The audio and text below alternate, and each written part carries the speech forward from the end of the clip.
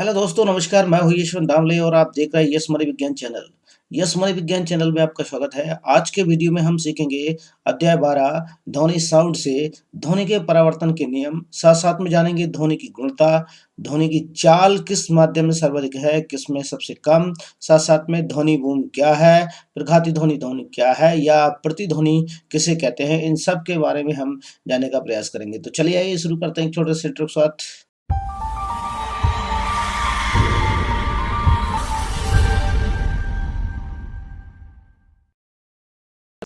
यह देख लेते हैं। सबसे पहले लिखा गया है गुणता। तो गुणता क्या है? टिम्बर जिसे बोले जाए, टिम्ब्रे जिसे बोला जाता है। किसी ध्वनि की गुणता उस ध्वनि द्वारा उत्पन्न तरंग की आकृति पर निर्भर करती है कि तरंग की आकृति किस प्रकार की है।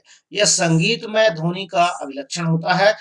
यह हमें समान तारत्व तथा प्रबलता की ध्वनियों में अंतर करने में सहायता करता है। कौन? गुणता। ये टिम्ब्रे है वो वास्तव में समान तारत्व की तथा समान प्रबलता की जो ध्वनियां होंगी उनमें अंतर करने में हमें सहयोग प्रदान करता है। तो हम उनमें किस प्रकार से सहयोग ले सकते हैं उसका यह देखेंगे। क्लियर तरीके से लिखा गया है। टोन क्या है? क्वेश्चन आ जाए एक नंबर में तो, या विकल्प में आ जाए तो, एकल आवृत्ति की ध्वनि को टोन कहते हैं। खालिस्तान में भी सम्मिलित हो सकता है तो आप इसे ध्यान रखेंगे। एकल आवृत्ति की जो ध्वनि होगी वो टोन कहलाएगी। स्वर, नोट किसे कहेंगे? अनेक ध्वनियों का मिश्रण को यहाँ पर स्वर कहा गया है। ठीक।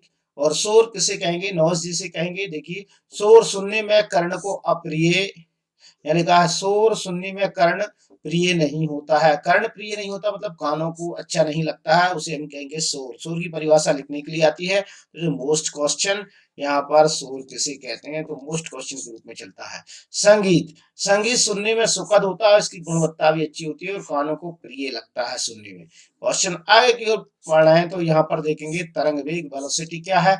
तरंग, एक तरंग द्वारा एक सेकंड में तय की गई दूरी को तरंग वेग कहा जाता है। मतलब एक तरंग एक सेकंड में, एक तरंग एक सेकंड में कितनी दूरी तय कर रही उसे उसका तरंग वेग कहेंगे। उसका मात्रक जो एसआई मात्रक है वो है मीटर प्रति सेकंड। ठीक। तो वेग द्वारा चली गई दूरी, लिया गया समय, ये है चली गई दूरी को नापा जाएगा लैम्डा में, टी हो जाएगा इसका समय। ठीक। यहाँ से आप इसे निकाल सकते हो वेग का मान। ठीक। यहाँ से आप वेग का मान आसानी से निकाल सकते हैं। वेग के लिए यहाँ आते हैं v बराबर लैम्डा बटे लैम्डा इंटू वी, यहाँ पर दिया है। v एक आवृत्ति है यहाँ पर दी गई है। ठीक है ना। यहाँ पर देखेंगे v का मान जो होता है वो इस प्रकार से आप लिख सकते हैं v वेग का। तो यहाँ पर देखिए इस प्रकार से लिखा है, v वेग तरंग दैर्ध्य तथा इंटू आवृत्ति का गुणनफल के बराबर होता है। ये तरंग समीकरण कहलाता है। तो यहाँ से आप इसका मान भी नोट कर सकते हैं। अर्थात ये समीकरण कुछ ऐसा होने वाला है जिसे हम कहें तो लैम्डा न्यू बराबर लैम्डा और टी। तो इस प्रकार से यह देखेंगे लैम्डा लैम्डा क्रॉस आउट हो जाएगा। इसके बाद बचेगा क्या बताइए? इसके बाद बचना है यहाँ पर आप देख सकते हैं v इंटू टी। तो यहाँ पर ये वेग का मान बचेगा v इंटू टी। यहाँ से भी आप इसे ज्ञात कर सकते हैं। तरंग दैर्ध्य और आवृत्ति से भी आप इसे ज्ञात कर सकते हैं। ठीक है ना, वेग का मान। तो यहाँ से सूत्र की सहायता से आप इसे ज्ञात कर पाएंगे। तरंग दैर्ध्य और आवृत्ति से भी वेग का मान आप ज्ञात कर पाएंगे। ये तरंग समीकरण के नाम से चलता है। यहाँ से आप इसे नोटिस कर लें। आगे चलेंगे। यहाँ एक उदाहरण दिया गया, देखिए एक आधी ध्वनि तरंग का आवर्तकाल ठीक 0.053 है, इसकी आवृत्ति क्या होगी? यहाँ पर देखिए आवृत्ति का मान पूछा गया है। तो यहाँ से आप देखेंगे 1/t, यहाँ पर एक ध्वनि का आवर्तकाल यहाँ पर है। तो यहाँ देखेंगे इस प्रकार से लिखा गया है। तो दिया गया है t बराबर आवर्तकाल का मान 0.053 सेकेंड ये आवर्तकाल है। और आप 3 नहीं लगी यहाँ पर, ये s यहाँ पर आप मान के चलेंगे। ठीक ना, सेकंड में है तो s यहाँ पर मान कर चलेंगे। जो हमारे पास पिछली क्लिप में मैंने आपको बताया था लैम्डा से लैम्डा कट जाएगा तो यहाँ पर क्या बचेगा? यहाँ पर रहेगा 1। तो ये आ जाएगा v बराबर 1/t। तो यहाँ से आप इस सूत्र की सहायता से v का मान ज्ञात कर पा रहे हैं। तो ये सब यही तो है, ये v बराबर 1/t। तो 1 का ऊपर लिखा गया है और t का मान नीचे लिख दिया गया। देखिए 1/0.05 और दशमलव के बाद कितने शून्य लगे हैं? दशमलव के बाद लगे हैं 2 शून्य। तो दशमलव के बाद 2 शून्य लगे हैं तो मैं यहाँ पर 2 दशमलव के बाद 2 अंक है, सॉरी दशमलव के बाद 2 अंक, 0 और 5 2 अंक है, तो 2 शून्य लगा दिए एक के पीछे और 5 नीचे लिख दिया। अब आसानी से भाग दे सकते हैं, 20 × 5 = 100 हो जाएगा। यहाँ पर आंसर आ जाएगा 20 हर्ट्ज।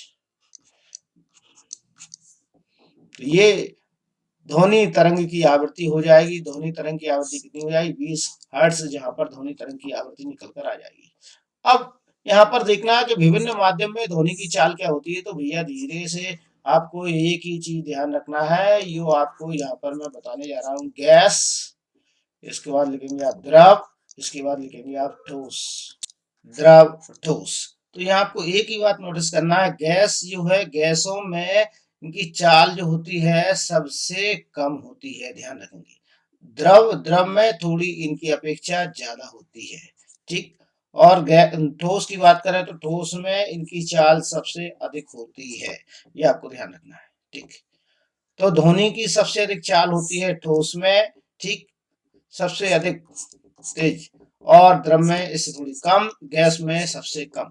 क्वेश्चन आपसे पूछा जाता है, यह क्वेश्चन परीक्षा में आता है, ध्वनि किस माध्यम में सर्वाधिक गति करती है तथा सबसे कम गति किस माध्यम में करती है। तो आपको आंसर सीधे सीधे लिख देना है कि ध्वनि की चाल सबसे अधिक ठोस में होती है और गैसों में कम होती है, ठीक है ना। तो आपसे कोई ऑप्शन भी दे तो आप उनमें से भी चूज कर सकते हैं। अब क्वेश्चन आगे की ओर पे यह देखिए कि ध्वनि की चाल तापमान बढ़ाने के साथ बढ़ती है या घटती है। तो आपको ध्यान रखना है, ध्वनि की चाल तापमान बढ़ने के साथ में बढ़ती है। हवा में आर्द्रता नमी बढ़ने के साथ ध्वनि की चाल बढ़ जाती है क्या? बिल्कुल बढ़ जाती है भैया। हवा में नमी आने के साथ बढ़ जाती है, क्योंकि नमी का मतलब है पानी, और गैसों से अधिक पानी में चाल होती है। ध्वनि की चाल तापमान बढ़ने के साथ बढ़ने का मतलब है कि ध्वनि में चाल बढ़े, उसका तापमान बढ़ने के साथ बढ़ने से तात्पर्य कि ध्वनि की चाल बढ़ जाती है। क्यों बढ़ जाती है? क्योंकि वायु का प्रभाव बढ़ जाता है, उस समय तो उसकी चाल ही बढ़ जाती है। अब अगला देखेंगे, प्रकाश की चाल ध्वनि की चाल से तेज होती है। तो आपको ये ध्यान रखना है, प्रकाश की चाल ध्वनि की चाल से तेज होती है। वायु में ध्वनि की चाल 22 डिग्री सेल्सियस पर 344 मीटर प्रति सेकंड होती है। ये आपको भी नोटिस करके रखना। अगर आ जाए तो यहाँ से लिख देना, नहीं कोई दिक्कत नहीं है, यहाँ से क्वेश्चन मोस्टता में नहीं आता है। आपको बस यहाँ पे मैंने ये क्वेश्चन बताया, ये मोस्ट रूप में चलने वाले क्वेश्चन। आगे देखते हैं, ध्वनि का परावर्तन। तो प्रकाश की तरह ध्वनि भी जब किसी ठोस या कठोर सतह से टकराती है तब वापस लौट जाती है। ध्वनि का यह परावर्तन कहलाता है। ध्वनि का यह क्या कहलाता है? परावर्तन कहलाता है। और यह देखेंगे, ध्वनि भी परावर्तन के समय प्रकाश के परावर्तन के नियम का पालन करती है। तो यहाँ पर लिखा आपतित नहीं है, ये आपतित ध्वनि है, आपको ये नोटिस करना है। ये ध्वनि कौन सी है? आपतित ध्वनि है। आप यह लिखेंगे आपतित ध्वनि, और यह है परावर्तित ध्वनि। और यहाँ पर लिखा गया है आपतन बिंदु पर खींचा गया अविलंब एक ही तल में होते हैं। तो ये हम जानने का प्रयास कर रहे हैं किस प्रकार से ऐसा होता है। यह देखेंगे आप, सबसे पहले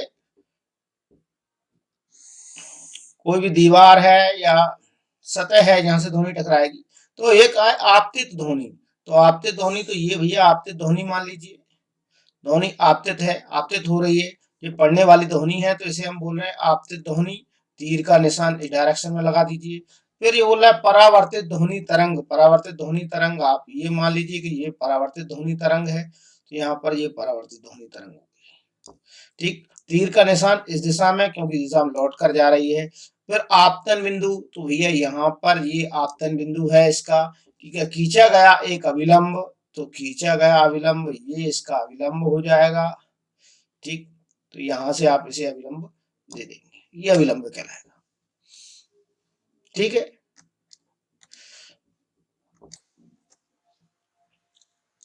यह देखेंगे हम, तो ये आपका, ठीक, परावर्तक सतह कहलाएगी एक प्रकार से। ये हम कह सकते हैं कोई दीवार है या ठोस सतह है जो परावर्तक सतह कहलाती है। तो यहाँ हम लिख सकते हैं कि ये कोई ठोस सतह यहाँ पर है, ठीक।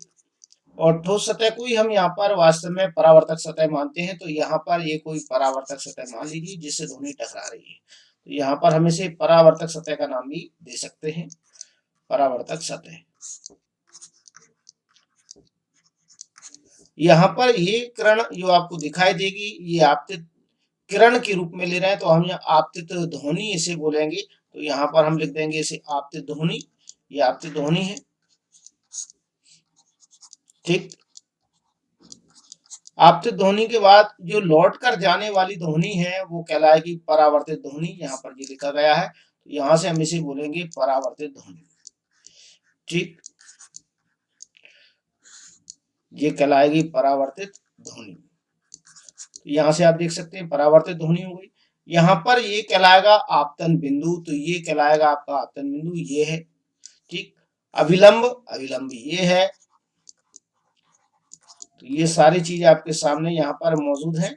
और इसके बाद हम बोल सकते हैं कि वास्तव में ध्वनि का परावर्तन नियम क्या है। तो यहाँ पर हम ध्वनि के परावर्तन नियम के बारे में जानेंगे। ध्वनि प्रकाश की भांति परावर्तन के नियम का पालन करती है, ठीक है ना, जिसमें आपतित ध्वनि तरंग, ये है आपतित ध्वनि तरंग जो आपको दिखाई दे रही है। आपतित ध्वनि तरंग अविलंब के साथ में एक कोण बनाती है जिसे कहते हैं हम आपतन कोण, यहाँ पर कहेंगे इसका आपतन कोण। और परावर्तित ध्वनि अविलंब के साथ में एक और कोण बनाती है जिसे कहते हैं परावर्तन कोण। दोनों कोणों का मान बराबर होता है, अर्थात ध्वनि के द्वारा बनाया गया आपतन कोण और ध्वनि जाने वाली ध्वनि के द्वारा बनाया गया परावर्तन कोण दोनों एक दूसरे के बराबर होते हैं। यदि आपतन कोण का मान 30 डिग्री है तो परावर्तन कोण का मान भी 30 डिग्री होगा। ध्वनि का आपतन कोण हमेशा परावर्तन कोण के बराबर होता है। ये नियम यहाँ पर चलता है और आपको ये क्वेश्चन बहुत अच्छे तरीके से तैयार करना चाहिए, क्योंकि ये क्वेश्चन परीक्षा के हिसाब से बहुत ही मोस्ट है, एग्जाम के हिसाब से। यह देखेंगे आप, जब कोई पिंड ध्वनि की चाल से भी तेज गति से चलता है तब प्रघाती तरंग उत्पन्न होती हैं। इनके कारण एक तीव्र ध्वनि उत्पन्न होती है जिसे ध्वनि बूम के नाम से जाना जाता है।